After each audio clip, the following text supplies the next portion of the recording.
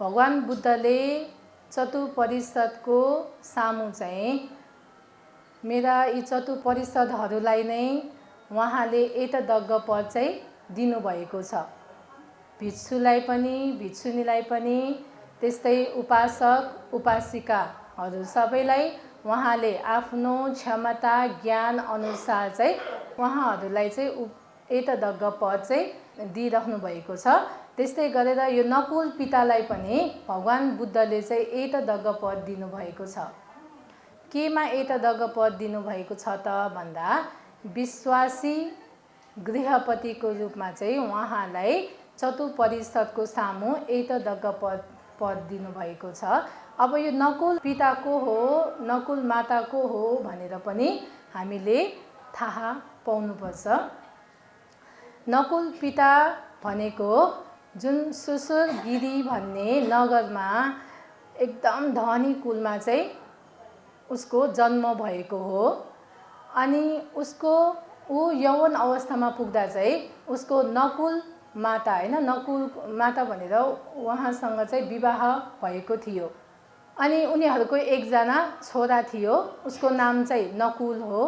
त्यही आफ्नै छोराको आमा बुवा भएको कारणले उनीहरूलाई नकुल पिता नकुल माता भनेर चिनियो। उसको छोराको नामबाट चाहिँ उनीहरूलाई चाहिँ सबैले चिन्ने गर्थ्यो। अनि यो नकुल माता र पिता चाहिँ कस्तो थियो त भन्दाखेरि उनीहरूले आफ्नो गृहस्थी जीवनमा आफूले आफ्नो श्रीमान प्रति त्यस्तै श्रीमानले चाहिँ आफ्नो श्रीमती प्रति गर्नुपर्ने जति पनि कर्तव्य धर्म गृहस्थी धर्म छ त्यो चाहिँ उनीहरूले पालन गरेर सुखपूर्वक चाहिँ बसिरहेको थियो। को त भन्दा नकुल पिता र नकुल माता। अनि उनीहरूले शीलको पालना गर्ने, भगवान बुद्धको शरणमा पनि जाने, बुद्धप्रति एकदमै श्रद्धा राख्ने, विश्वास राख्ने भएको कारणले उनीहरूले आफ्नो जीवन चाहिँ सुखपूर्वक चाहिँ बिताइरहेको थियो। अनि समय बित्दै गएपछि हाम्रो जीवन भनेको त सधैँ एकनाश हुन्छ त हुँदैन नि। बुद्धको उपदेश सुन्ने भनेर हामी एकचित्तले हल्ला नगरिकन बसिरहेका छौँ। तर एकछिनपछि हाम्रो जीवनमा के हुन्छ के घटना घट्छ भनेर भन्न सकिन्न। त्यसकारण हाम्रो जीवन भनेको ठेगान छैन। कुन बेलामा हामी मरण हुन्छ, कहाँ मरण हुन्छ, कति बेला हुन्छ भन्ने केही पनि ठेगान छैन अरे। त्यसकारणले हामीले समयमा नै के गर्नुपर्छ त धर्म गर्नुपर्छ। समयमा नै ज्ञानको कुराहरू चाहिँ सिकिराख्नुपर्छ। भोलिको दिन भनेको ठेगान छैन, भोलि जे पनि हुनसक्छ हैन। भोलि आउँछु र म उपदेश सुन्छु, भोलि पछि म बुढेसकालमा पुग्छ अनि बल्ल धर्म गर्ने हो भनेर हुँदैन है। त्यसकारणले हामीले समयमा नै धर्म गरिराख्नुपर्छ। अनि एकचोटि के भयो त भन्दा नकुल पिता चाहिँ बिरामी भयो है। हामी बिरामी भएपछि त हामीलाई धेरै गाह्रो हुन्छ नि। हाम्रो शरीर पनि कमजोर हुन्छ, त्यसको साथै मन पनि कमजोर भएर जान्छ। अनि यो नकुल पिता बिरामी भएको कतिसम्म गाह्रो भयो त भन्दा ऊ अब बाँच्नै नसक्ने भइसक्यो है। अनि वैद्यहरूले पहिला त वैद्यहरूले हेर्न आउँथ्यो नि त। अनि वैद्यहरू आएर उसलाई हेर्दाखेरि के भन्थ्यो त भन्दा त्यो वैद्यहरूले यो नकुल पिताको अब अन्तिम अवस्था भइसक्यो, उसको चाहिँ आशै छैन, अब हामीले चाहिँ उसलाई बचाउन सक्दैन भनेर भन्यो। त्यस्तो भन्दाखेरि के भयो होला, बिरामीलाई त झन् चोट पर्छ नि हैन। त्यस्तै हामी बिरामी भनेको 4 किसिमले बिरामी हुन्छ अरे। हामी बिरामी हुने चाहिँ हाम्रो कर्मले गर्दा बिरामी हुन्छ, चित्तले गरेर बिरामी हुन्छ, अनि ऋतुले अनि आहारले गरेर हामी यो 4वटा कारणले गर्दा चाहिँ हामी बिरामी हुन्छ है। हावापानी मिलेन भने पनि हामीलाई विभिन्न किसिमको रोगहरू लागेर आउँछ, हाम्रो शरीर चाहिँ अस्वस्थ हुन्छ। त्यस्तै खाना मिलेन भने पनि हामी बिरामी हुन्छौँ। त्यसकारणले यो हावापानी नमिलेर त्यस्तै गरेर हाम्रो चित्त है मनको कारणले पनि हामी बिरामी हुन्छौँ। अनि अर्को हाम्रो कर्मशक्ति है, हामीले पहिलाको जन्ममा के गरेर आयौँ, यही जन्ममा पनि हामीले ज्ञानको कुरा थाहा नहुँदाखेरि अज्ञानी अवस्थामा हामीले कसैलाई नराम्रो गरेछौँ कि हैन, विभिन्न कारणले चाहिँ हामी कसैलाई दुःख दिएका छौँ कि हो, त्यसको फलले गर्दा पनि हामी बिरामी हुनुपर्ने हुन्छ। कर्मको कारणले हामी बिरामी हुनुपर्ने हुन्छ। अनि यो चारवटा कारणले हामी बिरामी त हुन्छौँ हैन, तर यसलाई चाहिँ हामीले औषधि उपचार गरेर हामी निको पनि हुन्छौँ। तर केमा औषधि गर्दाखेरि हामी निको हुन्छौँ त भन्दा हामी हावापानीले बिरामी हुँदाखेरि, खानाको कारणले हामी बिरामी भयो भने हैन, हामीले औषधि उपचार गरेर हामी ठिक हुन्छौँ। त्यस्तै गरेर चित्तको कारणले बिरामी हुँदाखेरि पनि हामीलाई कसैले हैन निर्देशन दियो, कसैले सम्झायो, बुझायो, सल्लाह सुझाव दिँदाखेरि पनि हाम्रो मन आनन्द भएर जुन चित्तबाट हामी बिरामी भएका छौँ त्यो पनि निको हुन्छ। अनि जुन कर्मबाट बिरामी हुन्छौँ नि हामी है, त्योबाट बिरामी हुँदा चाहिँ हामीलाई निको हुन गाह्रो हुन्छ। त्यसैले कहिलेकाहीँ बिरामी हुँदाखेरि धेरै औषधि गरे पनि हामीलाई निको हुँदैन है। निको नभएर हामीलाई जति पैसा खर्च गरेर निको नभएपछि हामीले के गर्छौँ त भन्दाखेरि मेरो भाग्यमै यस्तो रहेछ, मेरो कर्ममै यस्तो भोग गर्नुपर्ने रहेछ भनेर चित्त बुझाएर सन्तुष्ट भएर हामी बस्छौँ। यदि हामी सन्तोष भएर बस्न सकेनौँ भने चाहिँ हामीलाई फेरि हामीलाई झन् दुःख बढेर आउँछ। हाम्रो शरीर त यत्तिकै बिरामी छँदैछ, मनको बिरामी भयो भने हामीलाई धेरैभन्दा धेरै दुःख हुन्छ है। शरीरको रोग त हामीले औषधि गरेर निको पार्छौँ, तर मनको रोग कसरी निको पार्ने त है। त्यसकारणले हामीले मनको रोग निको पार्नको लागि नै हामीले यसरी बिहारमा आएर समय समयमा दान गरेर, शीलको पालना गरेर हैन, यसरी धर्मको उपदेश सुन्दै आइरहेका छौँ। यसले पनि हामीलाई धेरै मनोबल शक्ति चाहिँ बढाउन मद्दत गरिरहेको हुन्छ। अनि हामीले हाम्रो मरण अवस्थामा एक दिन त हामी जानै पर्छ। सबैजना हामी बाँचिराख्नको लागि यो संसारमा आएका हौँ त होइन नि हैन। फेरि हामी एक दिन त मरेर जानुपर्छ। तर मरेर जाने बेलामा कसरी जाने त है।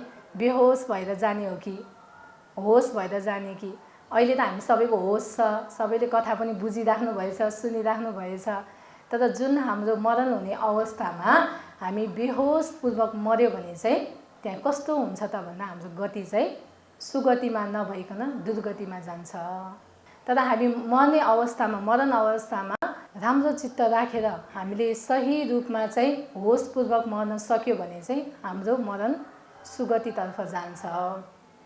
अनि यो मरण हुनुमा हामी सुगतिको बाटोमा जानको लागि होसपूर्वक मरण हुन सक्यो भने हामी मनुष्य जीवन भएर मनुष्य जीवन प्राप्त गरेको चाहिँ धेरैभन्दा धेरै के हुन्छ त महत्त्व हुन्छ हैन। एकदम ठुलो मान्छे जीवनको उपलब्धि हो है होसपूर्वक मरण भयो भने। तर अहिले त हामीले देखिरहेका छौँ कसैको होसै नभएर मरिरहेको, कसैको कस्तो अवस्थामा मरिरहेको। किन त भन्दाखेरि हामीले जति पनि जीवनमा गरेको कुशल काम र अकुशल काम, राम्रो काम नराम्रो काम जति पनि छ त्यसको जुन निचोड हुन्छ नि, जति पनि हामीले काम गरेको छ त्यो सबै अन्तिम अवस्थामा हाम्रो मरणको अवस्थामा च्युति चित्त भनेर उत्पन्न हुन्छ। त्यो बेलामा हामीलाई त्यो सम्झना आउँछ। अनि सम्झना आउँदाखेरि हामीले धर्म गरिरहेको, राम्रो काम गरिरहेको धेरै सम्झिन्छ कि नराम्रो? आफूले जे गरे त्यही सम्झिन्छ नि हैन। हो त्यतिखेर चाहिँ हाम्रो मरण अवस्थामा मन एकदमै कमजोर हुन्छ। त्यो बेलामा पनि हामीले नराम्रो कामहरू मात्र सोचेर जान सक्यो भने हाम्रो मरण चाहिँ दुर्गति हुन्छ। जस्तै हामीले धेरै कथाहरू सुनिसक्यौँ नि हैन, प्राणी हिंसा गर्ने मान्छे एकजनाको भनेको मतलब नै हामीले गरेको जीवनको जुनसुकै काम किन नहोस् त्यो नै हाम्रो मरणको अवस्थामा चाहिँ अगाडि आउँछ, ऐना जस्तै भएर आउँछ अरे। अहिले हुँदाखेरि चाहिँ हामीले कसैलाई दुःख दिएको छैन, मैले कसैलाई दुःख दिए पनि त्यो लुकाछोपी गरेर हैन कसैले देख्दैन भनेर हामीले अकुशल काम गरिरहेको हुन्छ। तर अन्तिम अवस्थामा चाहिँ हामीले त्यसलाई नै सम्झिन्छ, अनि जसले गर्दा हाम्रो मन झन् कमजोर हुन्छ। त्यसकारणले हामीले चाहिँ यसरी प्र्याक्टिस गरिराख्नुपर्छ, अभ्यास गरिराख्नुपर्छ। जति पनि सुनेको कुराहरू हो, ज्ञानको कुराहरू हामीले व्यावहारिक रूपमा उतार्न सक्यो भने मात्र त्यसको फाइदा हुन्छ। अनि नकुल पिता बिरामी भएर उसलाई एकदमै गाह्रो भयो, वैद्यले पनि छोडेर गयो। अनि त्यस्तो अवस्थामा नकुल माता, उसको श्रीमती छ, उसले के भन्यो त भन्दाखेरि त्यो आफ्नो श्रीमानलाई सान्त्वना दियो। नकुल पिता तिमी पिर लिनु परेन, तिमीलाई केही आफू मरेर जान्छ भनेर पिर लाग्छ भए त्यो पिर नलिऊ रे है। मरेर गए पनि तिमी पिर नलिकन मर्न सक अरे है। कसरी त भन्दा यदि तिमीलाई आफ्नो छोराछोरी, आफ्नो धन सम्पत्ति, आफ्नो घर, आफ्नो गृहस्थीहरू छ, जति पनि तिमीलाई अब म नभएपछि के होला भनेर जुन शङ्का लाग्छ नि त होइन, म मरेपछि के गर्ला यिनीहरूले भन्ने छ भए त्यसको पिर नलिनु। म जस्तो दुःख गरेर भए पनि आफ्नो बालबच्चालाई पाल्छु अनि आफ्नो बालबच्चाहरूलाई हेर्छु, घर गृहस्थी सबै सम्हाल्छु भनेर सान्त्वना दियो। त्यही पनि नकुल पिताको मन चाहिँ अलि शान्त भएको थिएन है। अनि फेरि के भनेर सान्त्वना दियो त भन्दा यदि तिमी मरेर गयो भने म चाहिँ अर्कै केटासँग, अर्कै परपुरुषसँग चाहिँ विवाह गर्छ भन्ने तिमीलाई शङ्का लाग्न सक्छ, त्यो पनि शङ्का नगर है। हामीले बुद्धको शरणमा आएर हामीले 16 वर्षसम्म ब्रह्मचर्य धर्म पालन गरिसक्यौँ। यसबाट तिमीले बुझ कि म तिमी नभएपछि पनि अरू केटाहरूसँग विवाह गर्दिनँ, परपुरुषसँग चाहिँ म विवाह गर्दिनँ, तिमी ढुक्क भए हुन्छ भनेर सान्त्वना दियो। अनि फेरि के भनेर सान्त्वना दियो त, यदि मैले बुद्धको दर्शन गर्न जाँदैन, भगवान बुद्धको सँगको मैले दर्शन गर्दैन भए पनि तिमी पिर नलिऊ, तिमी नभए पनि म भगवान बुद्धको शरणमा जान्छु, म भगवानलाई दर्शन गर्न जान्छु, सँगका जान्छु भनेर सान्त्वना दियो। अनि अर्को के भन्यो त भन्दा म शीलको पालना पनि गर्छु, म ध्यान भावना पनि गर्छु, तिमीले कुनै पनि पिर नलिकन बस भनेर सान्त्वना दियो। त्यसरी सान्त्वना दिँदाखेरि नकुल पिताको मन एकदम आनन्द भयो। आनन्द भएपछि ऊ अलि दिनमा सन्चो हुँदै आयो है। हामीले के थाहा पाउनुपर्छ त, हामी बिरामीहरूका हेर्न गइरहेको हुन्छ नि, त्यो बेलामा हामीले बिरामीलाई सान्त्वना दिने चाहिँ काम गर्नुपर्छ। हामीले त्यही बिरामीलाई सान्त्वना दिन सक्यौँ भने होइन, तिमी बिरामी भएर के भयो त, हामी छँदैछ, हामी सबै हेरिहाल्छौँ, तिमी केही पिर लिनु परेन, ढुक्क भएर बस भन्यो भने बिरामीलाई चाहिँ धादस हुन्छ है। बिरामीको रोग चाहिँ आदि कम भएर जान्छ।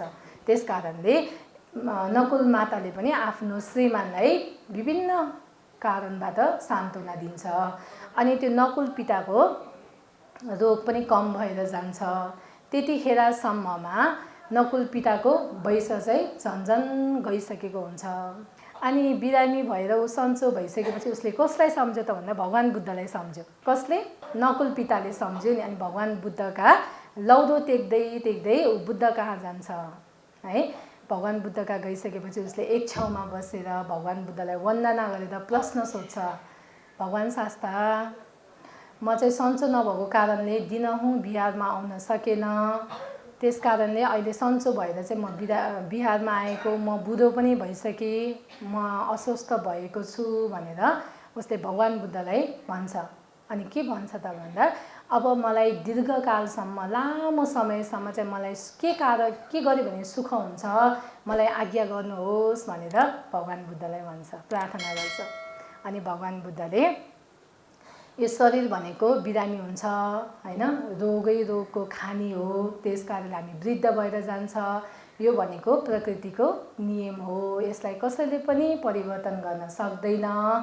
त्यस कारणले तिमीले दीर्घकालसम्म सुख चाहन्छौ भएदेखि शरीरमा भएको रोग लागि वास्ता नगर, मन निरोगी हुन खोज अरे है। शरीर रोगी भयो भने केही छैन, तर मन चाहिँ निरोगी हुन खोज, मन निरोगी हुनुपर्छ। हामी मानसिक रूपमा चाहिँ निरोगी हुनुपर्छ, जसले गर्दा हामीलाई दीर्घकालसम्म चाहिँ यसले सुख दिन्छ भनेर भन्नुहुन्छ है। अब कसरी त भन्दाखेरि हामीले शरीर कमजोर भए पनि मन बलियो गरेर हामीले कुशल काम गर्दै लगेर हाम्रो अन्तिम अवस्थामा हामी होसपूर्वक मरण हुनु भनेको नै हाम्रो मान्छे भएर जन्मेको सार हुन्छ, मान्छे भएर जन्मेको उपलब्धि हुन्छ। किन त भन्दाखेरि भगवान बुद्धले 5वटा दुर्लभको विषयमा चाहिँ आज्ञा गर्नुभएको छ। 5वटा दुर्लभ भनेको के हो त भन्दाखेरि पहिलो के हो, बुद्ध उत्पन्न हुनु दुर्लभ हो, भगवान बुद्ध यो संसारमा उत्पन्न हुनु नै दुर्लभ छ। दोस्रो नम्बरमा प्रवजित भाव दुर्लभ है, प्रवजित हुनु पनि दुर्लभ हो।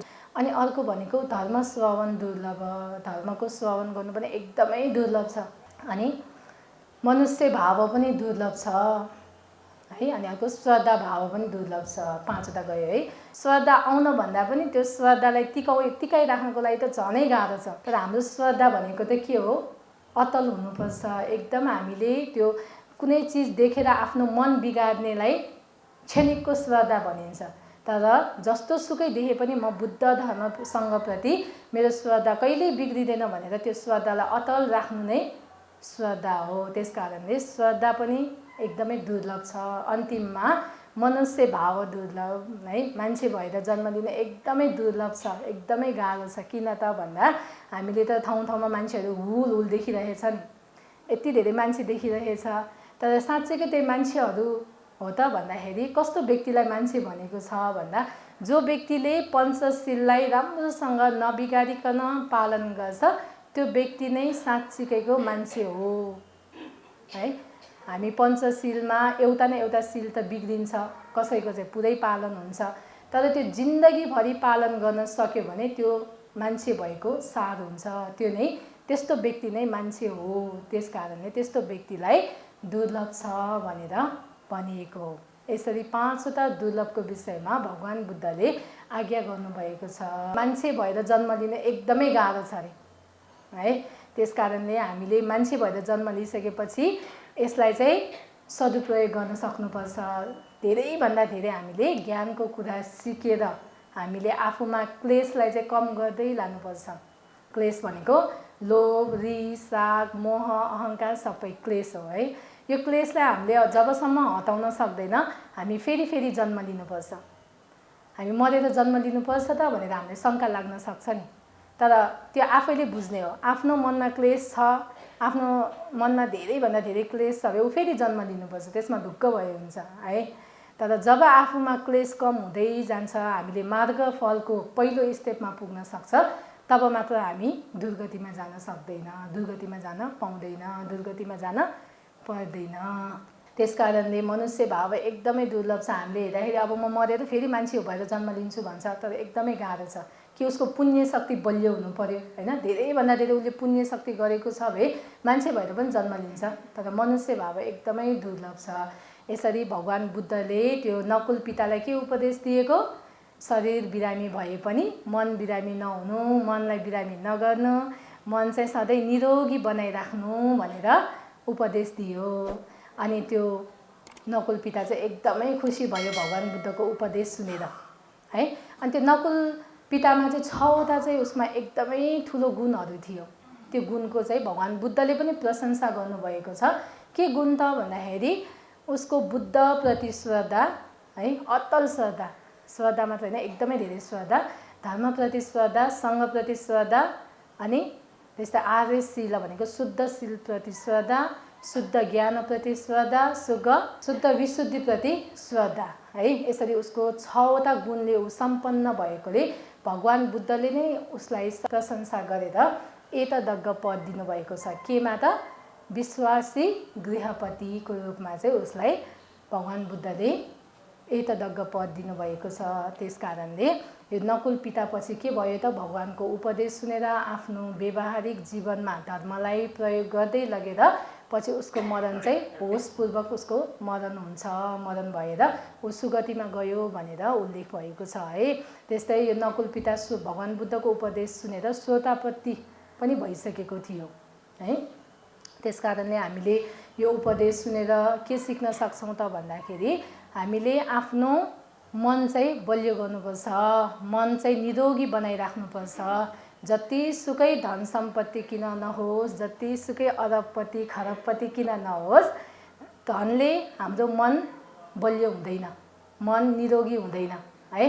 त्यसको लागि हामीले ज्ञान नै लिनुपर्छ, बुद्धको शिक्षा नै हामीले सिक्नुपर्छ। त्यसकारणले हामीले मात्रै बुद्धको शिक्षा सिकेर हुन्छ त भन्दा हुँदैन। किन त? हामी त सिक्छौँ तर हाम्रो घरको परिवारहरू, छोराछोरीहरू हैन, उनीहरूलाई पनि हामीले सिकाउन सक्यौँ भने हाम्रो अन्तिम अवस्थामा है उनीहरूलाई हामीले ज्ञानको कुरा सिकाइराख्न सक्यो भने हामी चाहिँ उनीहरूले चाहिँ अन्तिम अवस्थामा रुँदैन। अहिले हामी के छ त, हाम्रो घर परिवारमा आमा मऱ्यो, बुवा मऱ्यो भने हामी के गर्छौँ? रुन्छौँ, रोइ कराइ गरेर हामी छाती पिटेर हैन त्यहाँ सुतेर हामी कस्तो विरह गर्छौँ नि है। तर हामीले अन्तिम अवस्थामा त्यस्तो दृश्य देख्दाखेरि त्यो जुन जाने मान्छेको मन कस्तो हुन्छ त भन्दाखेरि उसले राम्रो सोचेर जान सक्दैन, ऊ चाहिँ मोहमा पर्छ, आसक्तिमा पर्छ है। आसक्तिमा पर्नासाथै के भयो त अपाय गति खुल्छ हैन। आसक्तिमा परेपछि के हुन्छ, हामी दुर्गतिमा जान्छ, दुर्गतिमा हाम्रो जन्म हुन्छ। त्यसकारणले हामीले आफूले मात्र सिकेर हुँदैन, आफ्नो घरको परिवारहरूलाई पनि सिकाउनुपर्छ। आफूले मात्र बुद्धको शिक्षा लिएर होइन कि आफ्नो छोराछोरी, परिवार, समाज, देशलाई पनि हामीले बुद्धको शिक्षा दिन सक्यो भने है हामीलाई त्यसबाट धेरैभन्दा धेरै फाइदा हुन्छ है। त्यसकारणले यो नकुल पिताको उपदेशबाट हैन हामीले के सिक्न सक्छौँ त भन्दाखेरि हाम्रो मन चाहिँ बलियो हुनुपर्छ। मानसिक रूपमा हामी कसरी निरोगी हुन सक्छौँ त भन्दाखेरि ध्यान भावना गरेर है। जो व्यक्तिले ध्यान बस्छ उनै होसपूर्वक मरण हुन्छ नि। हामीलाई त ध्यान बस्न अल्छी लाग्छ, हामी दान गर्छौँ, शीलको पालना गर्छौँ, तर ध्यान बस्न किन अल्छी हुन्छौँ त भन्दा त्यो एकदमै गाह्रो छ नि। आफ्नो मनलाई हेर्नुपर्ने हैन। आफ्नो मन त एकदम चञ्चल छ है। बरु बादल जति चञ्चल छ त्योभन्दा पनि धेरै चञ्चल छ हाम्रो मन है। त्यस्तो चञ्चल भएको मनलाई बसमा राख्यो भने हामी के हुन्छौँ त अन्तिम अवस्थामा हामी होसपूर्वक मरण हुन्छ। त्यसकारणले हामीले समय समय मिलाएर हामीले ध्यान बस्नुपर्छ। ध्यानको अभ्यास गर्दै गयो भने हैन, समय समय यसरी धर्मको उपदेश सुन्दै गयो भने, दान दियो भने, शीलको पालना गर्यो भने के हुन्छ त हामीमा भएको क्लेशहरू कम हुँदै हुँदै हुँदै गएर हामीले जति पनि जीवनमा कमाएको धर्म कुशल छ त्यो सबै अन्तिम अवस्थामा हामीले लिएर जानुपर्छ नि। हामीले के जम्मा गर्छौँ त छोडेर जाने जम्मा गर्छौँ कि लिएर जाने जम्मा गर्छौँ? छोडेर जाने है। छोडेर जाने चिजलाई चाहिँ हामीले एकदमै मेहनत गर्छौँ, रात दिन भनेर हामी एकदम मेहनत गरेर त्यो जम्मा गरिरहेको हुन्छ। तर आँखा एउटा बन्द गर्न साथ, श्वास एउटा हराउन साथ के हुन्छ त त्यो कसले लिन्छ कसले लिन्छ है। त्यसकारणले सम्पत्तिले हामी ठुलो हुने होइन। हामीले धर्म गर्यो भने, धर्मको अभ्यास गर्यो भने मात्र हामी सुगतिमा जान सक्छौँ। त्यसकारणले तपाईहरु बिहारमा आएर क्लेशलाई कम गर्दै लानको लागि दान, शील, भावनाको अभ्यास गर्दै हुनुहुन्छ। तपाईहरुले यसलाई नै राम्रोसँग पछिसम्म अभ्यास गर्दै लगेर आफ्नो क्लेशलाई कम गरेर भगवान बुद्धले देखाउनु भएको दुःखबाट मुक्त हुने ज्ञानलाई सबैले साक्षात्कार गर्न सकोस् भन्दै आजको उपदेश यही सकाउँछु। सबैलाई सुखी होस्, मङ्गल होस्। साधु साधु साधु।